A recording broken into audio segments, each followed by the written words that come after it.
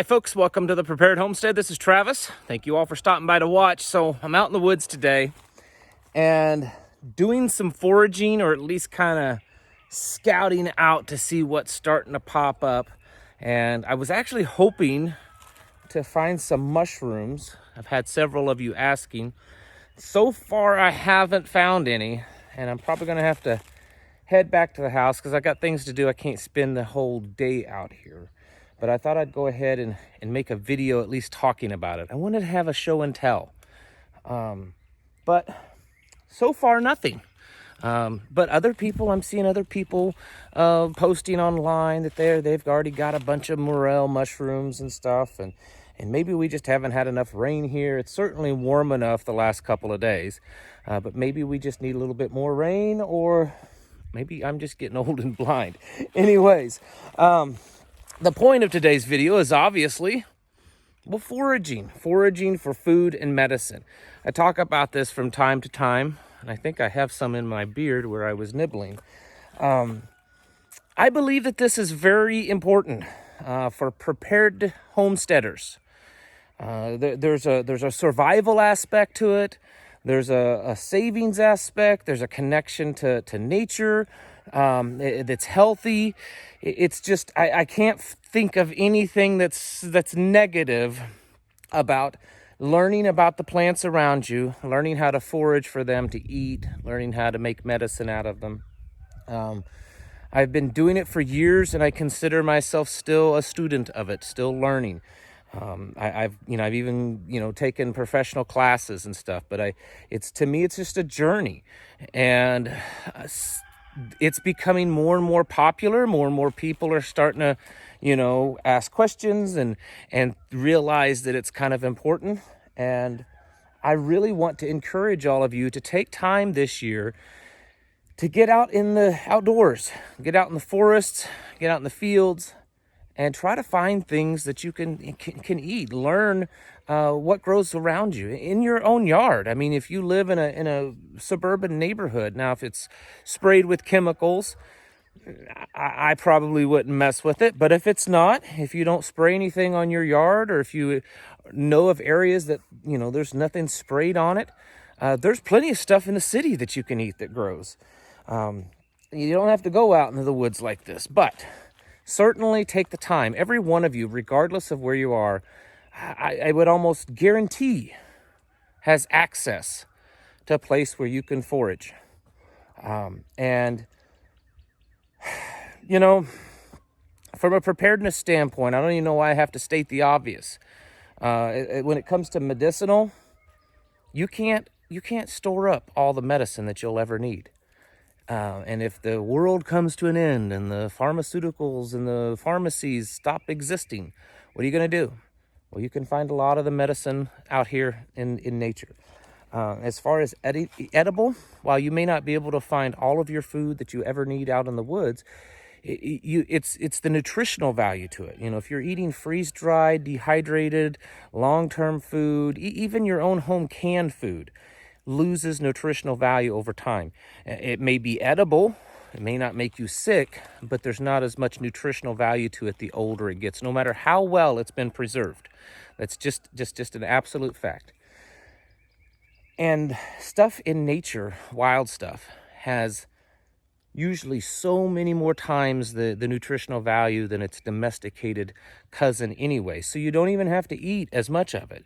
In other words, you can have a normal meal from your freeze-dried, canned food, dehydrated food, and then throw in a little bit of wild stuff in it, and you're just getting, like a sucker punch of nutrition.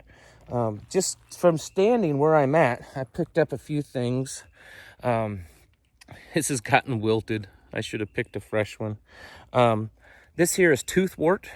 It's a common early spring forest flower around here. Let's see if I can find one right here. Hold on just a second. I picked that one too long ago and it's already wilting. All right, here's a little bit better example of it. There you go. This is a good edible plant. The roots have medicinal value to them also. And in the name of the toothwort, it is used as a tooth medicine. You can use the root for a bad tooth, a sore tooth. I've never tried it for that, but it's an old Native American remedy. Something else, let's see. This is a common one. You probably all know what this is. It's a violet. Ooh, pretty violet. Very edible and a very good edible plant. You can make a tea out of them. I love making violet tea. You can make a jelly out of them. Or you can just eat them like I've eaten them. You can put them in a salad. They're excellent for that. There's dandelions. There's all sorts of greens popping up right now. You could eat several, just from where I'm standing, looking on the forest floor. If you wanted to eat salad, you could eat quite a bit. I mean, for quite a while.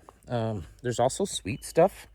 This is red bud, and I don't know if it's picking up on the camera, but this forest is full of red buds. I'm trying to see. You can see some right there. Anyways, it's kind of hard to pick up the colors. The sun is so bright, I think it's kind of bleeding it out. There we go. We kind of see up into this area. Anyways, red buds are excellent. They are so sweet. It's just a little tiny punch of sweetness to them. It's not like a man-made sugar. It's just a little punch of sweetness. They're already starting to bloom. Just a few days ago, they were buds, and now they're starting to bloom. Either way, they're fine. When they're buds, when they're just little closed-up buds, you can pickle them and use them like capers. But with like this, when they're open, you can make a jellies with them. You can make a syrup with them. You can make a tea with them, or just eat them just right off of the tree. I read once that back in the old days, like Little House on the Prairie kind of old days, that it was very common for kids on the way to school, of course they walked to school, that they would pick handfuls of these and eat them like candy, on their way to school, on their way home. And I could totally see doing that. It's a really good flavored plant. Now the leaves, when they start to leaf out, when they're young, the leaves are edible too when they're young. As they get more mature, they get real woody, and just, it's not that they're bad for you, they're just too much roughage. Anyways, the point is that there is so much around, and it's still early spring kind of here. So it's like the woods are just starting to wake up, and maybe where you're at, they're more awake. Maybe they're not quite awake yet. But the point is, there's a lot out here to learn, and I would encourage you all to do that. I've got a couple of books here. These Peterson's field guides, I mention them every once in a while. It's not that I'm trying to sell you something. I mean, I can give you an Amazon affiliate link, but you can just buy it wherever if you want. I think they're the best. There are others, and I'm not saying that they're not good, but I like the Peterson's field guides. This is the edible one, and then I'm using an old rotten log here to put my stuff on. And then this is the medicinal plant one. I like this one better. The descriptions and the pictures and stuff are a little bit better quality in this than that other one. They may have an updated version of the other book I showed you, but I'm not sure. Anyways, don't feel bad that you're just starting out and you have to use these. I've been doing this for almost 20 years. And like I said, I've gone through professional training and everything, and I still carry these around. I still use these. And I keep them with me all the time. I usually keep them in my vehicle. That way, if I go somewhere and I see plants, I can look them up. So they're usually stored like in the door of my truck or whatever. But I would encourage, these aren't that expensive. It's like $15 or something. I can't remember exactly, 15, $16. Definitely well worth it. Especially if you're in the eastern and central North America, most of the medicinal and even edible stuff is in this book. If you're out west, they have a different book for out west. But get those books and just get out here and enjoy. And here's the thing. This is the cool part about being out in the woods. Hold on. it's not just about learning about plants. It's not just about foraging. It's not just about just enjoying nature and getting fresh air and hearing the beautiful birds chirping and all that kind of stuff. It's also about, really, I mean, it's just complete training and complete enjoyment out in nature. You know, as I'm walking, I'm also I'm looking for everything that's on the ground, kind of looking and training my eyes to look for mushrooms or to look for flowers. But I'm also looking for snakes because we have those here, and so I'm having to look for that. I'm listening to animals, and while there's nothing really here in my area, well, there are, but not right where I'm at, that's necessarily dangerous.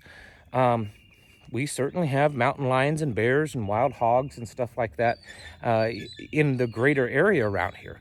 So I'm constantly like listening for stuff. Maybe there's someone else out in the woods also. What I'm getting at is it's not just an enjoyable experience, and it's not just out here to find something to eat or to make medicine with. It's also, you can also add a little training into it of getting out here and learning how to walk through the woods. Learning how to walk through the woods and not make a lot of noise. How to walk through the woods and watch where you're going and to not get turned around and to watch what you're stepping on, whether it be a snake or a hole to fall in, to trip over, or something like that. So while some of you live in areas that spring is here and waking up and it's comfortable enough to get outside and things are growing, I want to encourage you to get out and do that. Because there's just too many good reasons not to. And while you're doing it, take these books. If you don't have them, get them ordered. I know it's money, but I think it's one of those things that's just really well worth the cost. If you get the second one, the medicinal one first, I think, and then after you get that, get the other one, and then get out and just learn the plants, learn what's around. And when you're learning, you need to. There's other books you can get also, and it teaches you how to identify a plant. You know, plants are identified in different ways. One way they're identified and categorized is the color of flower. Well, what if the flower hasn't bloomed yet? You can also look at the leaf, the leaf pattern of it. You know, how many lobes is on the leaf? Is it serrated? Is it even or alternative? The flower petals, how many petals, and just the way that the plant is growing and the way it's designed. And once you learn how to identify a plant and how to point out these different things, it makes it much easier to identify a plant, because that's how a lot of times in these plant identification books, that's how it's listed. It'll say, you know, it's a 5-lobed leaf that's serrated and pink flower and so on and so forth. So learn these things. You don't have to go to school to learn them. Any one of you can learn how to identify a plant. And get out and figure out what's edible in your area. Some of it is delicious. Some of it's, but it's still edible and it's really good for you. But there are some things that are just really amazing. And because they're foods that aren't on a normal American diet, our palate really isn't used to them. So when you taste them, some of these plants are like, wow, it's really good. And then others are kind of bitter. But certainly experiment. Now, don't experiment with things you don't know what it is, because there are certainly a lot of things out here that can make you sick. Most things, if they're toxic or considered poisonous, will give you a bellyache or give you diarrhea. But there are certainly some things that can kill you. It's not a lot, but they do exist. So know what you're doing. Make sure you identify. Feel pretty confident about that. There are groups online on Facebook and other groups of plant identification that you can post a picture and you can kind of ask questions. They have apps. I've tried a few of them, and so far, I'd say they're maybe 40% accurate at most. But I'm sure that technology will be improving. But the point is you just got to get out and do it. And it's really important. I think it's really important. Oh, I'm standing right here with a dogwood. Didn't even know that. to tell you how my situational awareness is off the charts today. But just learn to find things, and then also learn how companion. For instance, I'm out here also looking for morel mushrooms, which I like to eat. They're not my absolute favorite, but I do like morels. And I know that when the May apples are starting to pop up out of the ground, that's about the same time that they're ready. I know certain plants and certain trees that they tend to grow around more than others. So I look for those, like a sycamore tree or something like that. And it's the same way with certain other plants. There are certain other plants that they tend to grow maybe on one side of the hill or around, whether it's a moist area or a dry area or a shaded area or sunny area, or around certain plants. Maybe they grow around hardwoods or softwoods more. A lot of this you'll find in those books. And as you just learn, you'll start learning more of that. And I don't know, I look at it this way. Humans, for thousands of years, this out here, this is what kept us alive. Medicinally, nutritionally, this is what kept us alive. Yes, we have farmed, we've planted, we've cultivated, but always have humans also foraged for things and have used nature's medicines to heal ourselves. Only into very recent times, really maybe the last century or so, has this fallen out of favor and no one does it anymore.